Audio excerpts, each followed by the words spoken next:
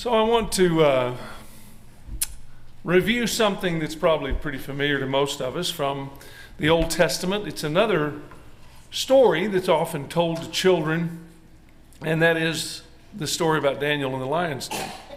And we're going to be looking in Daniel, the 6th chapter, as we review some of this, as we talk about this event that happened. Again, a reminder that when I call it the story of Daniel in the lion's den, I don't mean a fable. I mean an actual true story of what really happened, as well as the things that led up to that.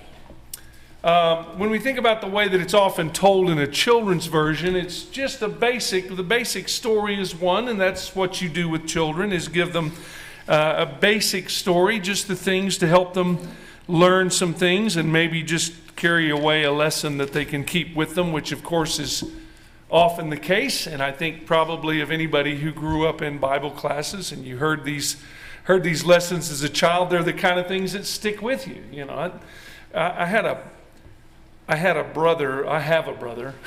He's still around, but he's 15 years younger than I am, and his name is Daniel. And he loved us to sing the song about Daniel in the lion's den. I think in some ways he almost felt like he was in a lion's den growing up with the rest of us. We understand that this principle of Daniel is one that's just, he was a good man, he loved God, that the king had outlawed prayer, and that Daniel prayed 3 times a day with his windows open. And he did that in spite of the consequences that were there. So all of these points that we find that are usually emphasized. And then, of course, we know that Daniel was thrown in the lion's den and that God shut the lions' mouths.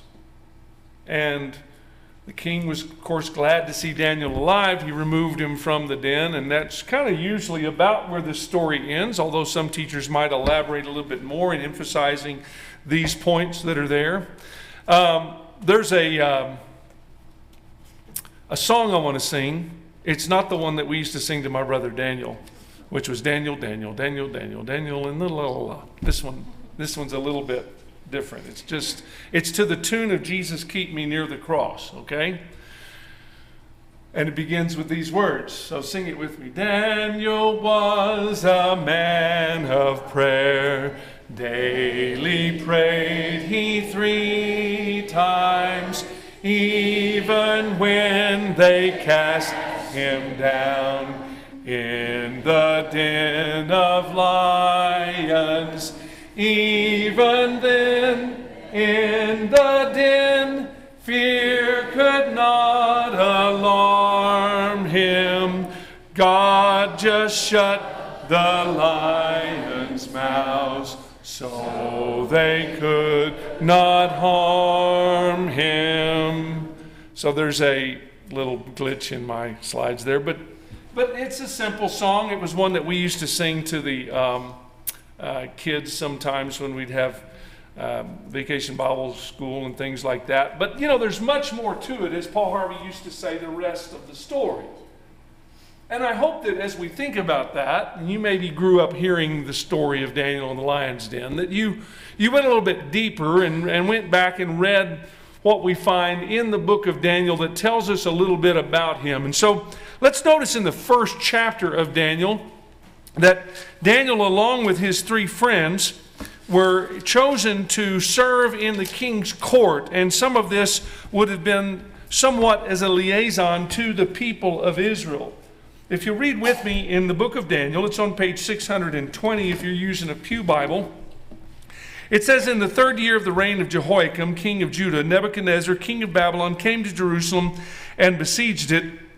And the Lord gave Jehoiakim, king of Judah, into his hand, with some of the articles of the house of God, which he carried into the land of Shinar to the house of his God, and he brought the articles into the treasure house of his God. Then the king instructed Ashpenaz, the master of his eunuchs, to bring some of the children of Israel and some of the king's descendants and some of the nobles, young men in whom there was no blemish, but good-looking, gifted in all wisdom, possessing knowledge, quick to understand, who had ability to serve in the king's palace, and whom they might teach the language and literature of the Chaldeans.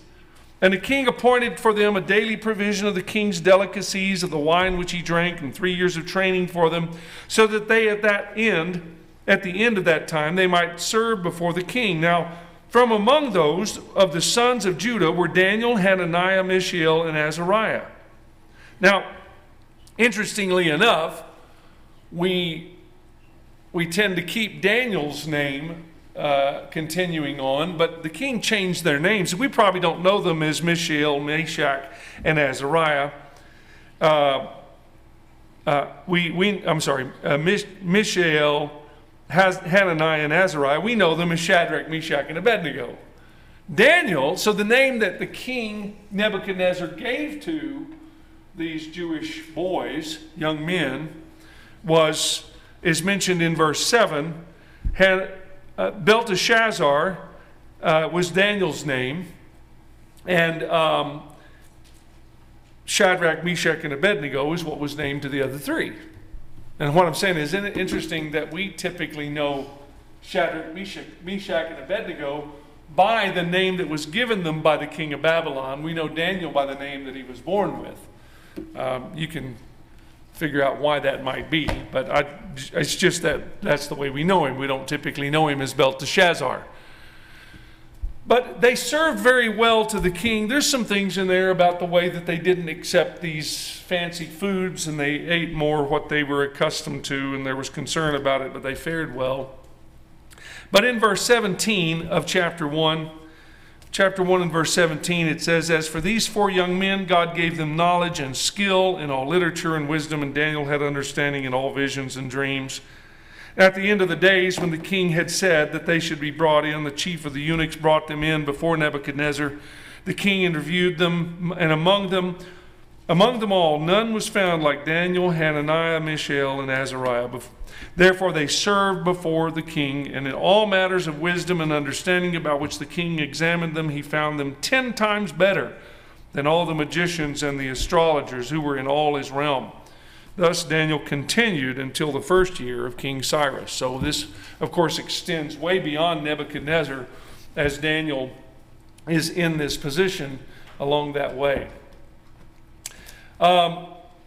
Maybe the thing that we most know in his interaction with Nebuchadnezzar is when King Nebuchadnezzar has this dream, and he can't remember the dream. I'm not going to read all through chapter 2, verse 1 through 18. Actually, I think, I don't know how much that will be done in the men's class on Tuesday morning, a week from this Tuesday. But there will be reference to some of this dream that Daniel had, as well as some of the other prophecies that were given to Daniel about the things that were going to happen in what is usually called the intertestamental period of the things that had to do with nations. But you remember the dream. First Nebuchadnezzar has this dream, and he says, he calls in all of his wise men, his magicians, the people that he's been relying on, and he says, "Okay, I want you to tell me my dream and the interpretation of it." They said, "Okay, well, just tell us the dream, and we'll tell you what the interpretation is." That's kind of what happened with Pharaoh, right? Pharaoh was given this dream, and he had people trying to interpret their dream, and they couldn't. I don't know if in the intervening hundreds of years that had gone by, they figured out, well, we'll just make something up that he can't prove it's right or wrong. I don't know. But Nebuchadnezzar doesn't remember the dream. You ever had that happen? You ever wake up and you think, man, I had some kind of weird dream, but I can't remember what it was. Somebody told me you only remember the dreams you wake up during. I'm still trying to test that theory out. I don't know if it's true or not. But this wasn't an ordinary dream. This wasn't a dream about just things that are in your mind, in your subconscious, worries you have, fears you have, concerns you have, passing thoughts that you have that your brain just getting rid of in the dreams. This is something from God. And so they can't tell him, because if they say, "Oh, you dreamed this," he go, "Nope, that wasn't it." Because the fact is that if they don't do it, he said, they're going to be executed. So they're pretty serious about trying to find an answer to this dream. And so, of course, that brings them to Daniel, much like in the days of Pharaoh, they came to Joseph.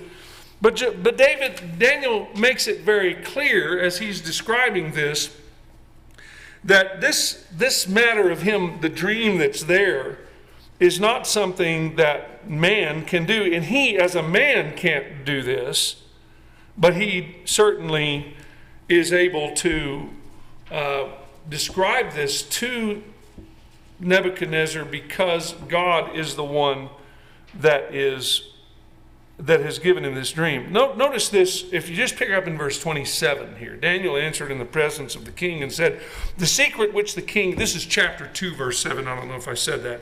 Daniel 2, verse 7, page 621 in the Pew Bible. Daniel answered in the presence of the king and said, the secret which the king has demanded, the wise men, the astrologers, the magicians, and the soothsayers cannot declare to the king. But there is a God in heaven who reveals secrets, and he has made known to King Nebuchadnezzar what will be in the latter days. Your dream and the visions of your head upon your bed were these. As for you, O king, thoughts came to your mind while on your bed about what would come to pass after this, and he who reveals secrets has made known to you what will be. So, as he says, but as for me, this secret has not been revealed to me because I have more wisdom than anyone living, but for our sakes who make known the interpretation of the king, so that you may know the thoughts of your heart. So Daniel makes it very clear. Look, I'm not just some kind of I'm so smart, and I have such power personally. I can just read your mind, and I can get into your thoughts and know what was. He said, this is of God, and this message is of God. So Daniel has already been told by God that he, as a prophet, is being enlightened by God that this is no ordinary dream. Now, I've had some weird dreams. I have had where I wake up and go, what was that about? Why did I dream that? But this is not just something coming out of Nebuchadnezzar's head. This is something given to Nebuchadnezzar by Almighty God. And more importantly, when we look at the way in which Daniel then interprets that dream, as we look at it, there are things that we can benefit by it in appreciation, but we can also gain a great deal of confidence in the validity of the Bible being from God. There have been people who have analyzed what Daniel then describes. You remember the vision. It was a vision of an image that was made with a head of gold, with the shoulders and chest of silver, belly and thighs of brass, and feet of iron, and lower legs of iron, and feet of iron and clay. And then he sees this stone that is cut without hands that comes and smashes the image, and it all falls apart, and then it grows into this great mountain.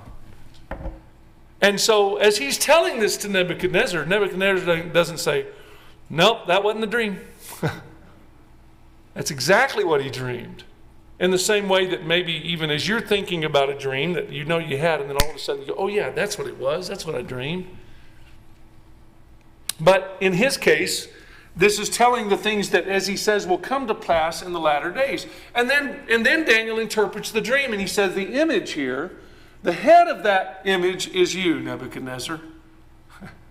You can think, well, he was obviously honored, flattered maybe even, to be described as the head of gold. And even part of what he says beyond that. But he says it's really God has given you this position. So in the early part of the dream, he's already helping Nebuchadnezzar, or at least not only helping Nebuchadnezzar, but help us to see as well, that God is the one that allowed Nebuchadnezzar to flourish as he had. This is not just something that is observed. This is something that is brought about by God. And he says, after you, there's going to be a kingdom that's inferior to you. And it certainly didn't have the unity, it didn't have the glory, it didn't have many things like silver to gold, as that comparison there. And the Medo-Persian Empire that followed. And then he says, and as he goes on and he starts describing the third kingdom, he says, this is a kingdom that will bear rule over all the earth. A man by the name of Alexander the Great, that at a very young age, in his 20s, I believe it was 26 or 27, had conquered all the civilized world and made some changes that were remarkable, part of which was that he required his subjects to learn to speak his language. He made a universal language, and there's a universal language that is established for the first time since the Tower of Babel. And the last time that there's been such a universal language. I know we think English is universal language. It's not. But neither is French, or neither is Spanish, or neither is German, or neither is Italian, or any other language. This was the way it was at that time. And so then as he goes on beyond there, he said, now there's a fourth kingdom that's going to have the strength of iron, and it's going to break in pieces. It's going to be a brutal kingdom that's just going to just win every battle and just force itself on the world's, the nations around it. And it's going to take in these other nations. And therein lies its weakness, because he said, just like as the feet were part of iron and clay, it's going to be partly strong and partly weak as it mingles itself with the seed of men. In other words, when we think about the nation that followed the Grecian Empire, it was a Roman Empire that had great strength. There was certainly this description that's made hundreds of years before through the dream of Nebuchadnezzar interpreted by Daniel. The accuracy of this and many of the other prophecies in the book of Daniel are so accurate in their description that the skeptics, because of that, have said it couldn't have been written when it was written. You see, it can't be that accurate because they couldn't know this was going to happen. Instead of opening their eyes and seeing the obvious, this is prophecy that came from God that was telling them about the things to come. And more significantly, that he said during the days of those kings. He's acknowledging there's going to be a series of kings or a series of rulers in that fourth kingdom. He said during the days of those kings, God will set up a kingdom which shall never be destroyed. And he says, as you saw it, become this great mountain and taking all these. It's going to be made up of all these nations a long time before Jesus came, and even before the day when Peter was taken to the house of Cornelius to welcome in the Gentiles into his kingdom. The Bible in Daniel is already anticipating the inclusion of these other nations in God's spiritual kingdom that would begin then and would never end.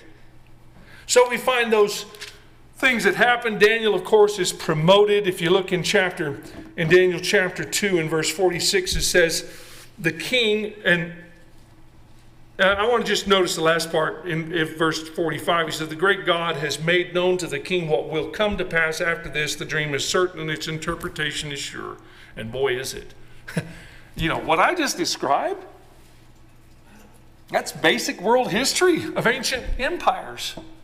But it's spoken before it happened. The only kingdom, the only empire that was in place when Daniel's giving the interpretation of his dream is the Nebuchadnezzar, is the Babylonian Empire. These others were yet to be. Nebuchadnezzar fell on his face, verse 46, prostrated before Daniel, and commanded that they should present an offering and incense to him. The king answered Daniel and said, truly your God is the God of gods, the Lord of kings, the revealer of secrets, since you could reveal this secret.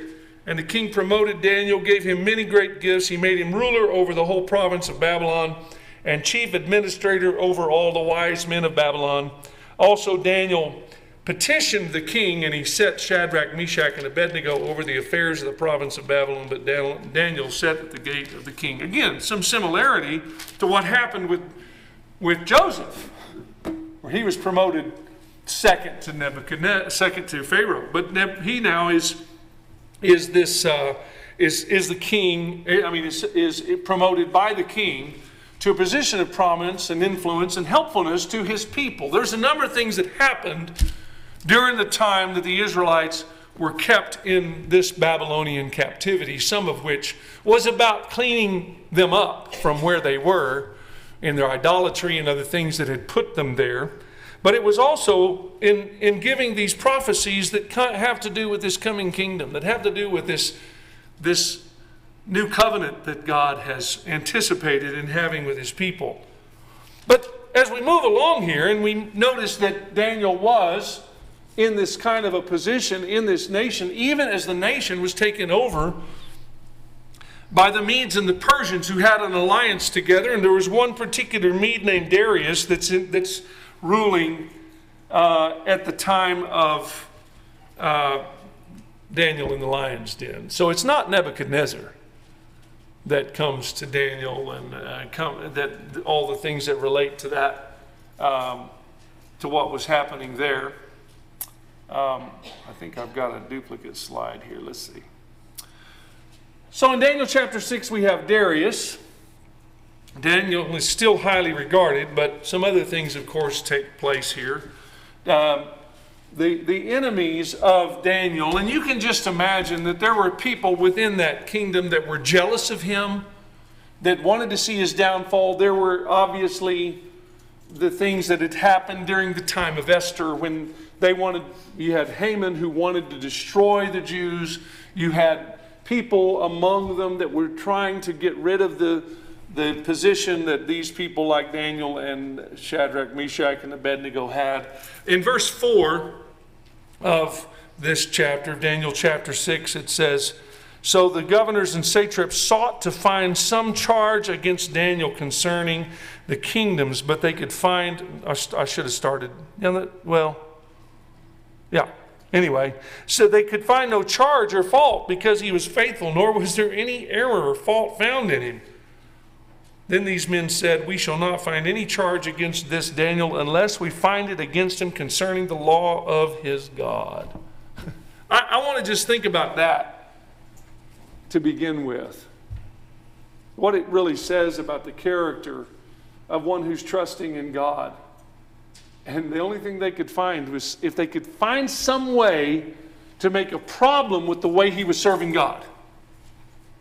Now, doesn't mean that Daniel was perfect in every way, but it does mean that Daniel had this reputation of being this kind of devotion to God. They knew that's where they could get him. So as you keep reading here, the governors, verse 6 says, "The governors and satraps and thronged before the king and said, 'King Darius, live forever.' All the governors in the kingdom, the administrators, the satraps, the counselors, advisors, have consulted together to establish a royal statute and to make a firm decree that whoever petitions any god or man for 30 days except you, O king, shall be cast into the den of lions." You know, there's maybe a little side warning here that anytime somebody starts off flattering you, you better watch out. Maybe something coming. And you may get your guard down, make you let your pride get in the way, because oh look, you're just such a great king. Live forever. You know, you're just the best king we've ever had. We just want to honor you and say, you know what? We don't want anybody asking for anything except from you. No God, no man, nothing else. And he said, whoever doesn't will be cast into the den of lions. Now, king established a decree and signed the writing that it cannot be changed. And that's a key part to what happens, that it cannot be changed according to the law of the Medes and the Persians, which does not alter. I don't know, this apparently was something that happened within a number of these old kingdoms, that even the king himself, there were some decrees they could make that once made could not be altered as far as they were concerned. That's the way they saw it. We think about that just in relation to what he was telling them. You can't pray to God. That was a way they worded it, in a way that maybe didn't sound as much like that, but that's exactly what it was. It was telling them they could not pray to God. So Daniel continues to pray. Verse 10, it says, Daniel knew that the writing was signed. He went home in his upper room with his windows open toward Jerusalem. He knelt down on his knees 3 times that day and prayed and gave thanks before his God as was his custom since early days. This was no change. This wasn't something he did. Now that it's illegal, it's something that he continued to do despite the fact that the law had changed. And I think there's some merit to that, some realization that sometimes people much less powerful than a King Darius can come in and try to tell people what they can't do toward God. It happened in our own country, didn't it? People started saying you can't meet together. You can't worship God. And unfortunately, a lot of people fell for it and let it take them away from what they needed to do toward God. Some of it was fear. Some of it was confusion. But I think it's an important lesson. Don't let what man does keep you from doing what God wants you to do. So Daniel then, he just keeps doing what he's been doing. Now, when we say he had his windows open, it doesn't mean that he was doing it for show. You know, Jesus addressed that with the Pharisees. They were doing their praying to be seen of men for the praise of men. They wanted it to get that kind of glory. When you read through Matthew chapter 6 and you see the hypocrisy that was there, it's not so much what they were doing, it's the why they were doing. To be seen of men. And Jesus encourages us to pray in secret. But I think some people have taken that in a way that is not what Jesus was instructing us. He wasn't saying, hide away so nobody sees you praying. Was he? I mean, how does that fit with what he said earlier in the same sermon? Let your good works be done in front of men that they may see. Let your righteousness be done in front of men that they may see your good works and glorify your Father which is in heaven. Don't be ashamed to let people see that you're doing what you should do. And so that balance there that says we're not doing it in order to impress people, but we're not ashamed for people to see what we're doing either. Our focus should be we want to please God, and for people to see us do that is not a bad thing. Especially when they know that's the reason that we're doing it. You know, notice what you put this together. They knew the way they were going to get Daniel in trouble was when it came to him putting God first or having to in some way compromise his convictions toward God. And that's really exactly what Daniel, they were right about that about Daniel. He was not going to compromise his conviction. As much as he respected the king, as much as position that he had, and we think about that in some ways we could say, well, you know, if he gets eaten by lions, he's not going to be much help to his people.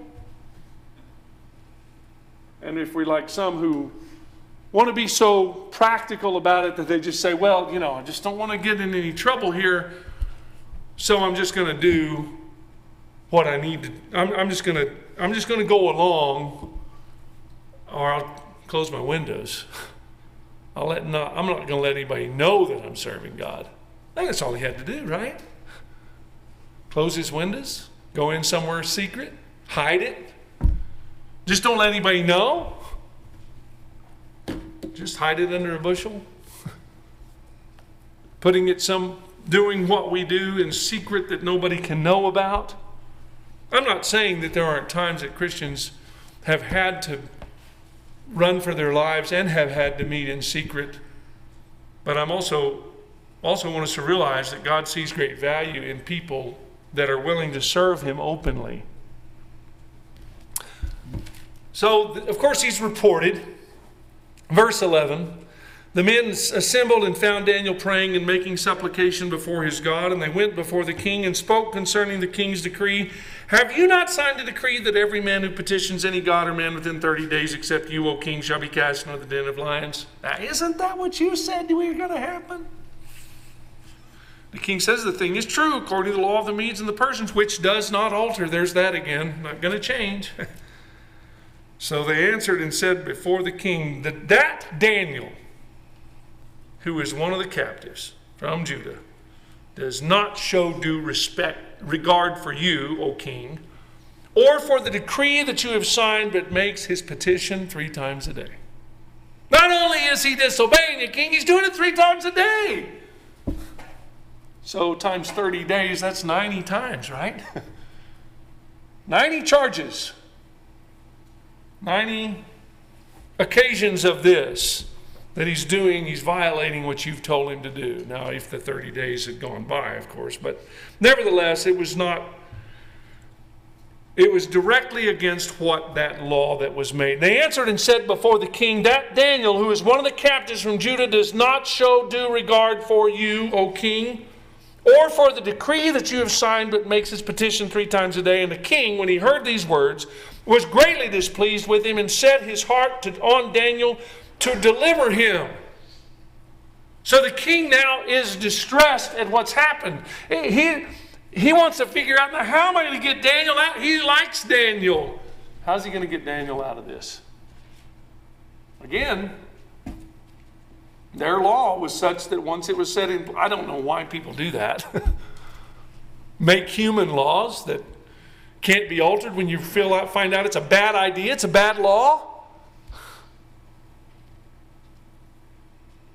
But he says, then the men approached the king and said to the king, now, know, king, that it is the law of the Medes and the Persians, and that no decree or statute which the king establishes may be changed.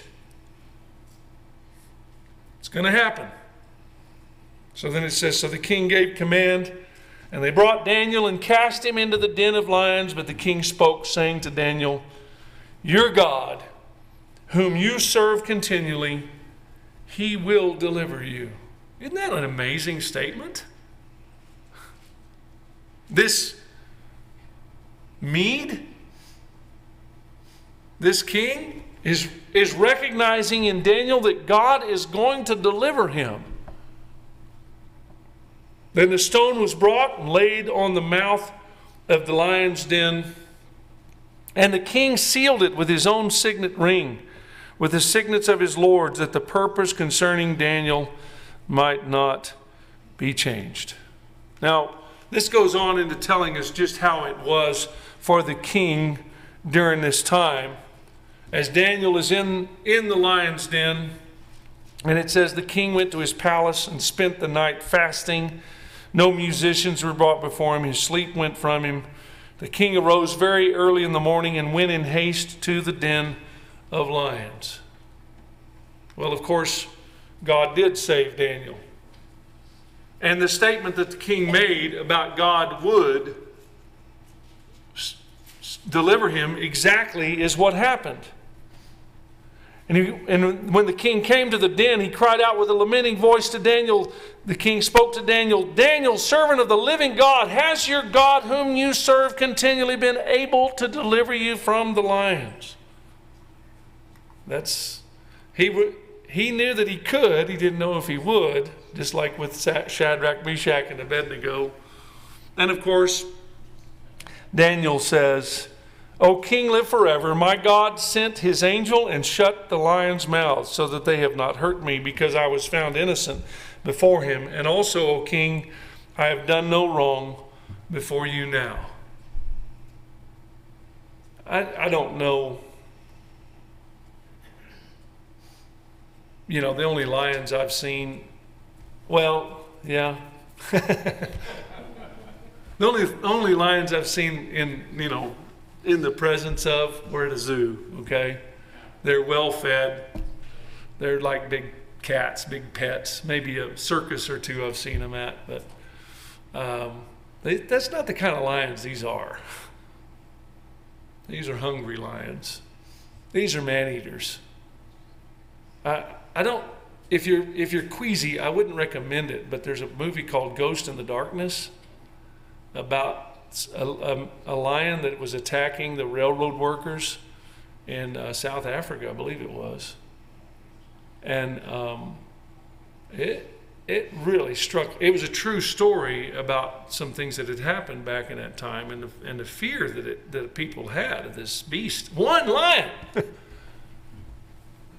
Here's a den of them. Logically, you wouldn't stand a chance. I don't care how strong you are. I don't care how good you are with animals. You wouldn't stand a chance in that den. But God shut the lions' mouths. I wonder, that was all night. I don't know how that was for Daniel initially, if it took a little while for him to realize that God was providing this protection for him, if there was a conversation with the angel that was there. But God protected Daniel. And then, of course, verse 24 says that the king gave the command, and they brought those men who had accused Daniel, and they cast them into the den of lions with their children, their wives, and the lions overpowered them and broke all their bones in pieces before they ever came to the bottom of the den. So if you have any question whether these were really just passive lions, look what they did to the families of these that had done this to Daniel. And then if you jump down to verse 26, the king says, I make a decree that in every dominion of my kingdom men must tremble and fear before the God of Daniel. For he is the living God and steadfast forever. His kingdom is the one which shall not be destroyed. His dominion shall endure to the end. He delivers and rescues. He works signs and wonders in heaven and on earth. Who has delivered Daniel from the power of the lions? So Daniel prospered in the reign of Darius and the reign of Cyrus the Persian. So this provision that God made for Daniel had a profound effect on the ruler of one of the largest empires at the time, the Medo-Persian Empire. Daniel's faith in God, there's a few points I just want to notice in closing. Daniel's faith in God was known to those around him, wasn't hidden. And that's something I think we should ask of ourselves. Do the people around me know of my faith in God, to know that that's something that I'm going to cling to regardless of what the outcome may be? Daniel's service to God took priority over human laws. Again, there's many things short of even human laws that can sometimes interfere with people's real commitment to serving God. Daniel's trust in God got him through dangerous trials, of course, the one that we read about here, and the influence that he wielded influenced many, beginning with the things that happened with the king himself. So I think those are some things to learn from Daniel about his faith, his service, his trust, and his example. And recognize that of all the things that he foretold about, the Medo-Persian Empire, the Grecian Empire, the Roman Empire, the most important kingdom that he was telling about coming is the kingdom of Christ. That came about when Jesus came to this earth, provided his saving sacrifice for you and for me, and translated us out of the power of darkness into the kingdom of the Son of his love. But he leaves that choice to us whether we want to be a part of it or not. It's not just up to chance. It's not just up to maybe. It's up to our decision of whether we're willing to trust God, to follow him. And we want to encourage you, if you're here tonight, that you will make the decision to follow him. If we can assist you in that, we invite you to come forward as we stand and as we sing.